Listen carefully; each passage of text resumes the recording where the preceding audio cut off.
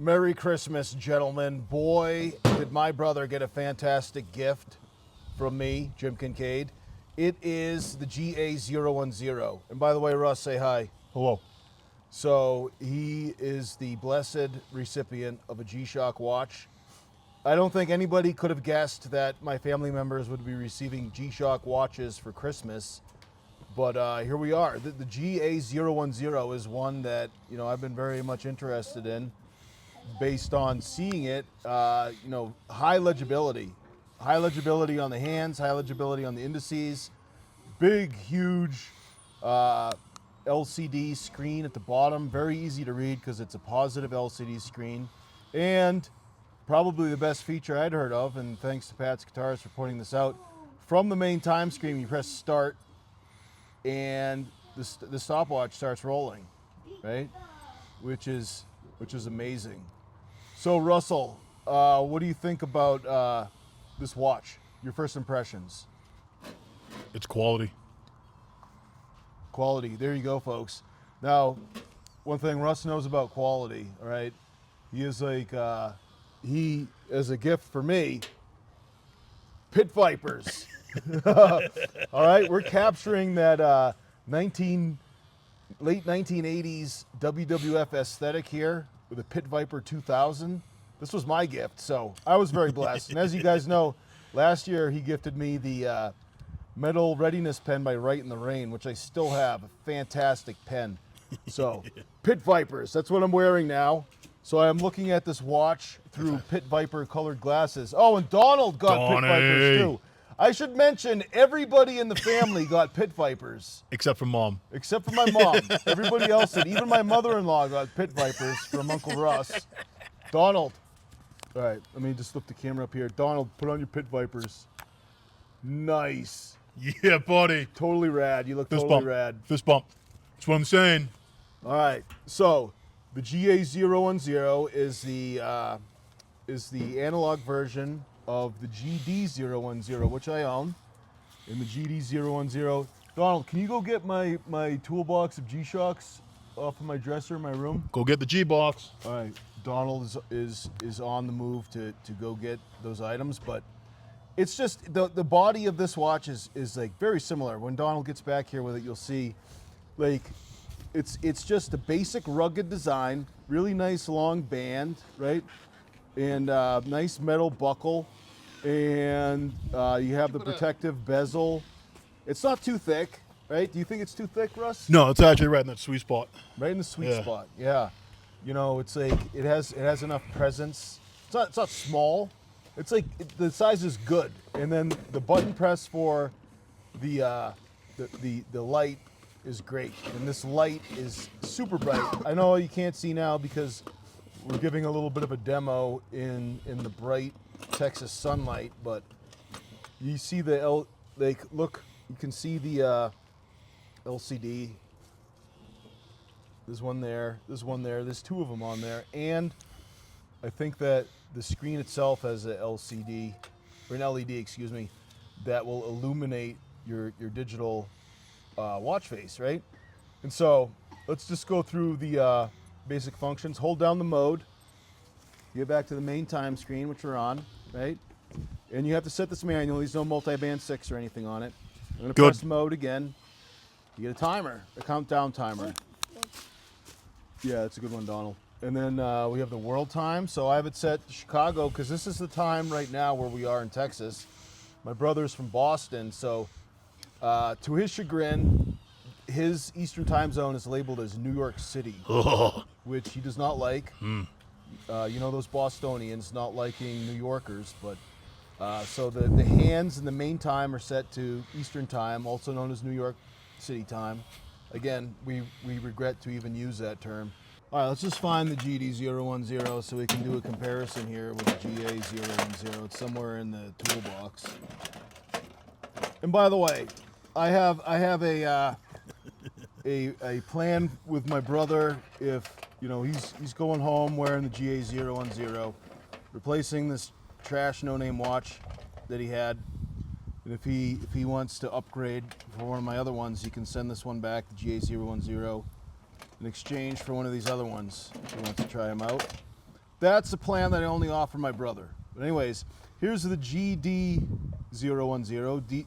D stands for digital, and the GA-010. A stands for analog.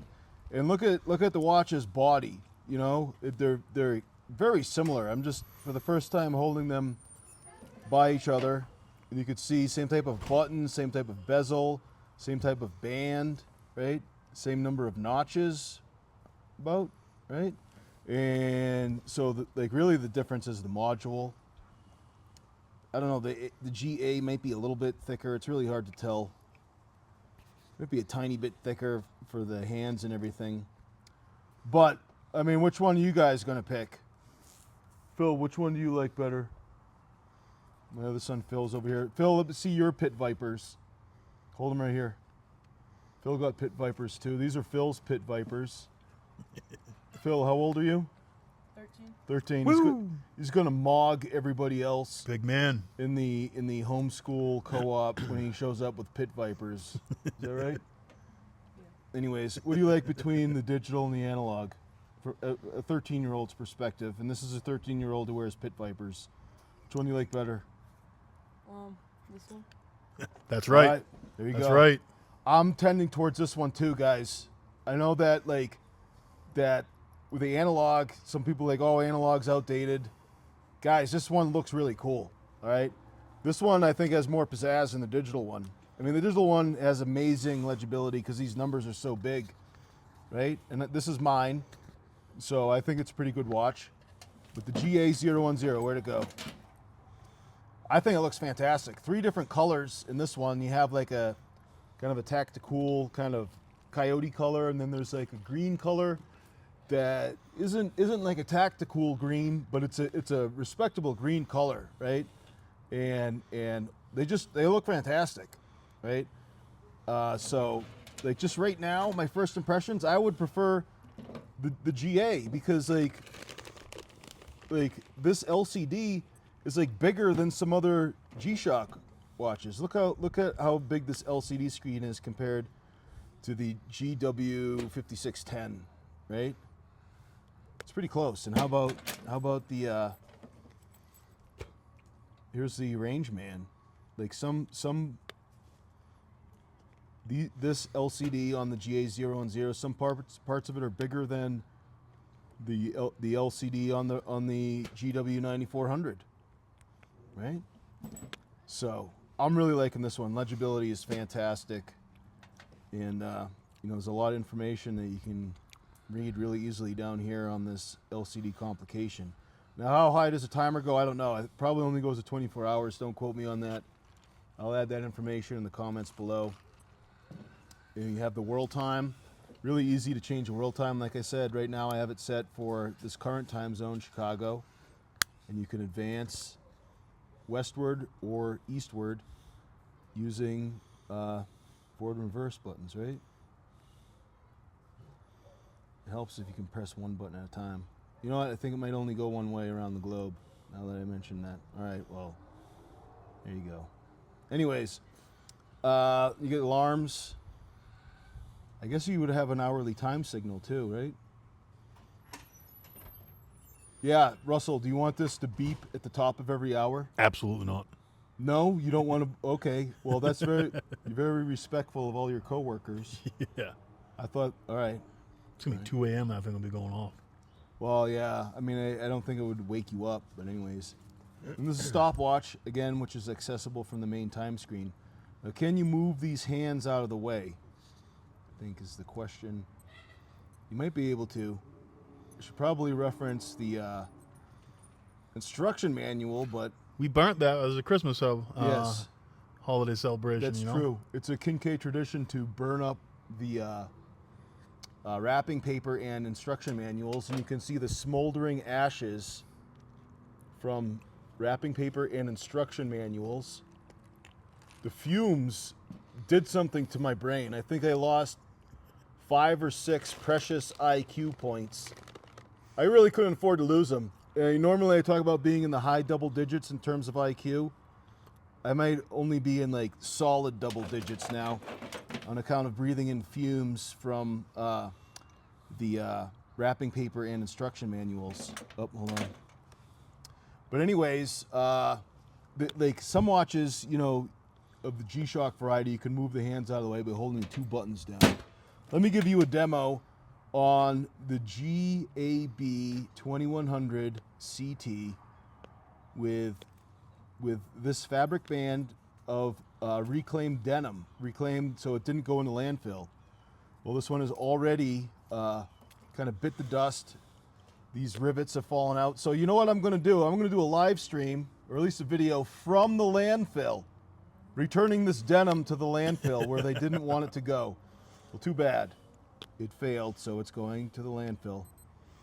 See how I move those hands out of the way by pressing 2 buttons? Can the GA-010 do the same thing? Well, I'm going to hold the same 2 buttons down. We'll see what happens. No. All right, it didn't happen. All right, now I'm like going through menus. I don't know.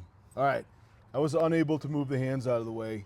I'm not saying there's not a way to do it. I'm saying we don't know, and the answer may be right there in the fire pit. All right. So, Russ, like, how does this one compare to the other watch you had? I mean, there's no real comparison. This one's clearly miles ahead. Superior. Yeah, the other watch I didn't actually pay for. So, And I how'd mean, you not get that I didn't pay for this one either. You know. Yeah. Well, how'd you get the other one? I got it from a company that they had a special. You buy a few shirts or X amount of product from them, Yeah. and you got a free watch.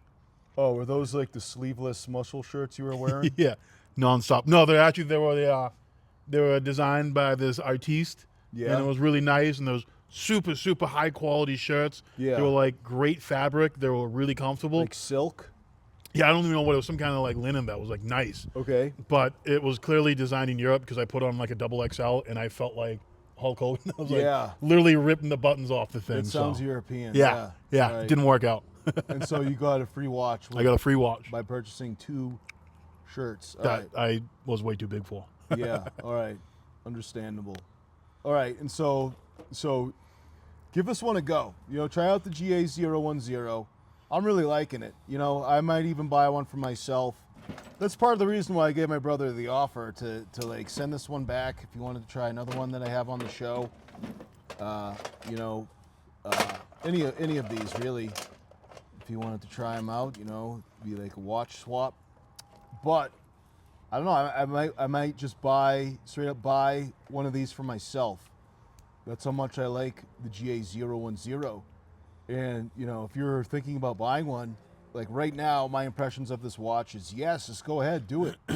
Right? I think there's a few satisfied customers for the GA-010 in the comments. Like off the top of my head, I think Pat's Guitars really loved this one. And if you're wondering what functionality the GD-010 offers, it has a bunch of different time zones, right? I think it was Gary Hunt who pointed out that you see me press this button and look at the top, see it scroll through all these different time zones.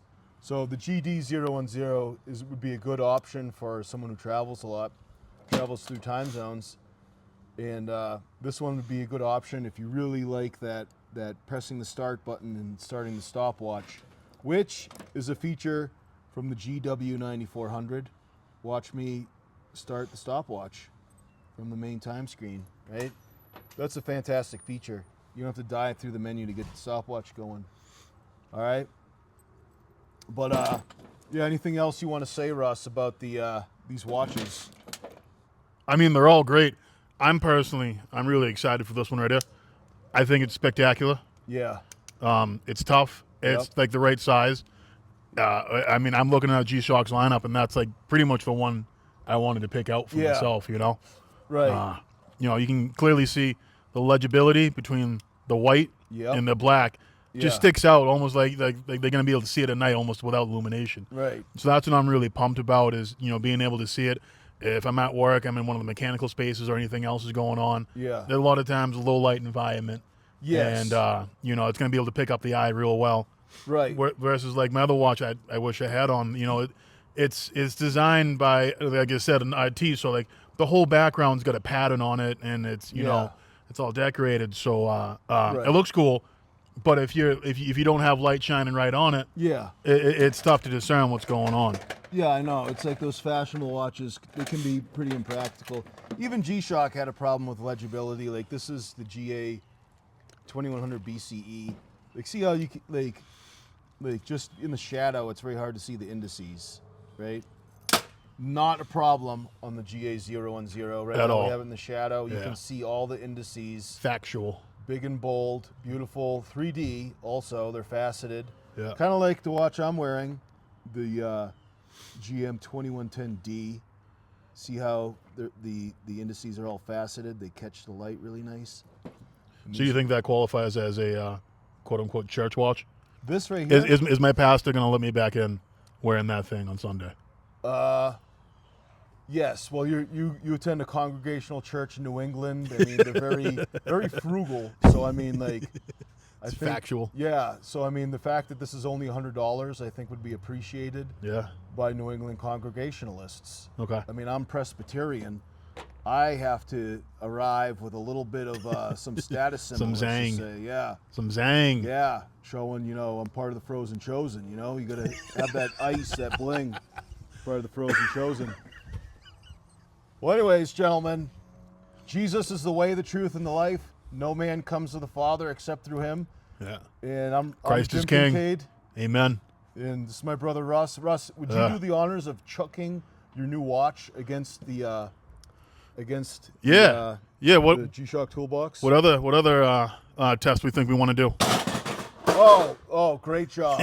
All right. Well, there you go.